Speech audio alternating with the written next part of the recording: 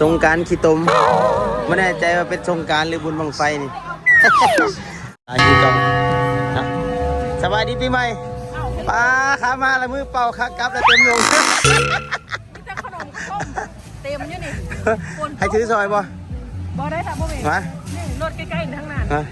เอาคือหุ่นดีอีกละโมเมนต์ที่ได้น้องอีกบ่นี่ บัวแล้วตุ้ยนี่แหละ นึกว่าที่ได้น้องผู้ที่3ที่4แล้วโอเคสินะทำไว้แล้ว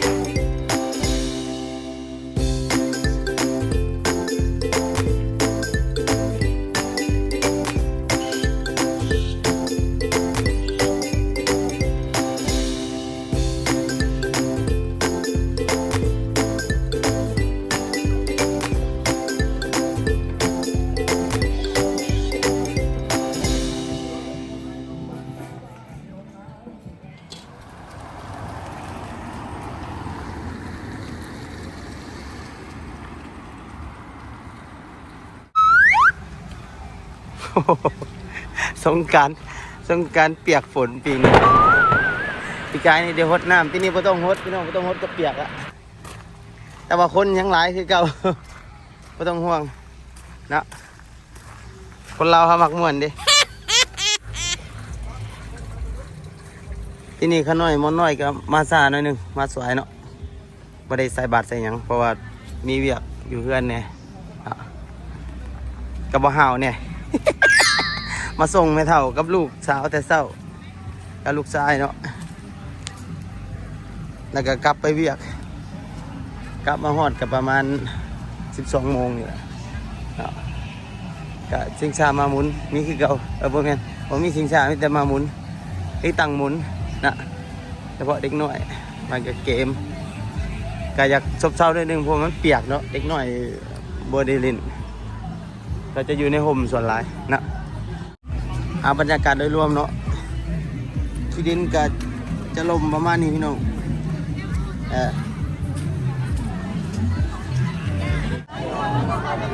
กระยางเลาะหาเอมี่กับอามอนก็จะอยู่ใส่แต่ว่าคนนี่ก็บรุษหน่อยถอยลงนะพี่น้องขันหน่อยมาแต่เศร้าหน่อยหนึ่งก็สิหลายคนอันนี้ก็ทยอยเมื่อเนี่ยทยอยมาเนี่ย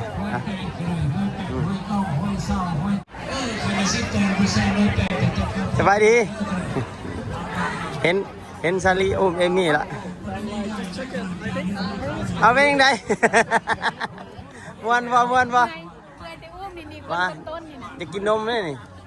บรรยากาศจริงๆมันบ่มีมองลิ่นเลยเนาะอยู่ในหันกับคนหลายดิเอมี่สบายดีตุ้มตุ๊เคนเฝ้ากองเนาะโดยขนาดได้ขนาดคันเท่าไรเลยนี่คันละ10 ดอลนะเดี๋ยวขนาดจะเอาคันหนึ่งเท่านะไปดีด้วยเอาขนาดเอาคันหนึ่งมะเอาไปถวายอยู่ใส่ที่ไหนเหรอยังไม่ได้แห่วะโอ้คอยเราตกใจอย่างมาทันขบวนแห่โอเคไว้นี้บอสใครหากลับมาเอาไว้นี้เดี๋ยวไปแห่เราคอยจะจับเอา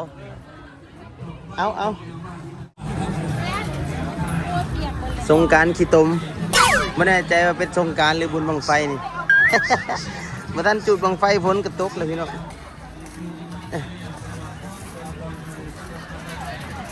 สบายดี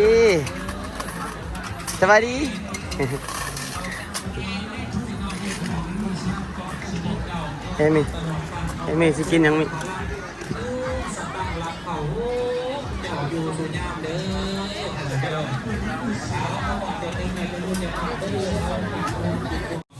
โอ้ โอ้ยสิ้นแดดเดียวแซ่บๆเด้อพี่น้องนี่สิ้นหมูอันนี้สิ้นงัวใส่กรอกอาหารก็จะมีหลากหลายพี่น้องอาหารลาวอาหารไทยขนมสิ้นโอ้ยขนมครกขนมครกของหวาน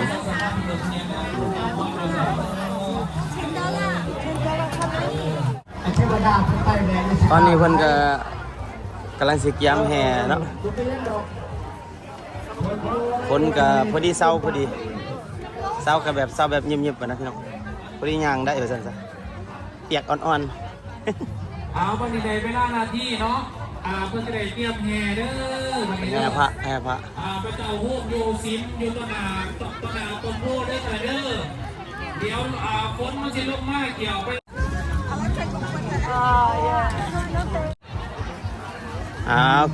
เกียมแห่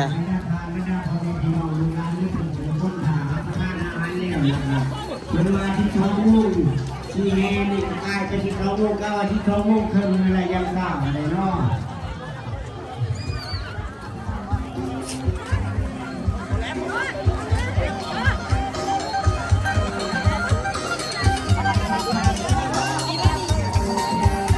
ไปดิ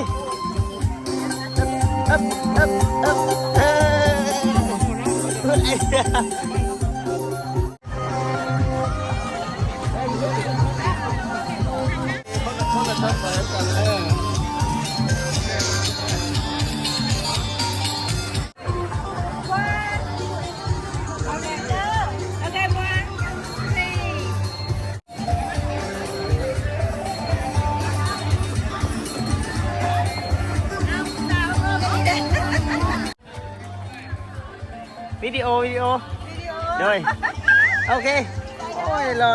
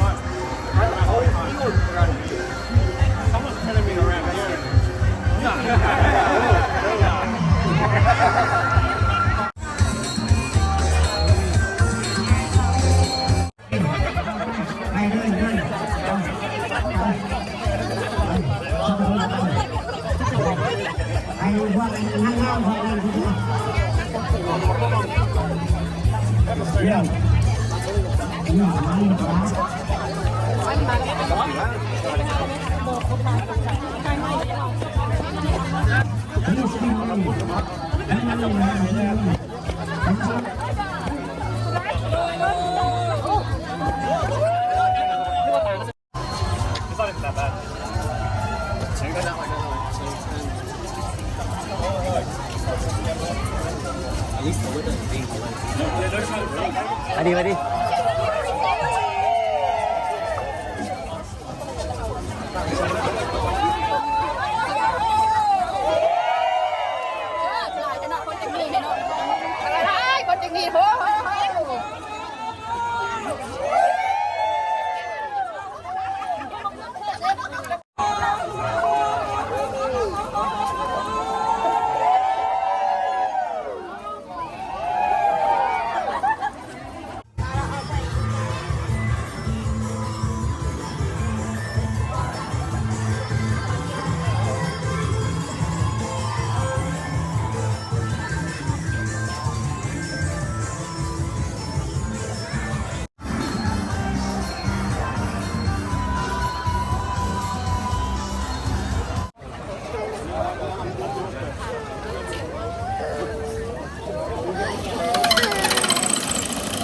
มีญาติที่มาทูลตีน้ำจีมีมังมายังพัด พุทธารูปัสสะอาภิสีตัง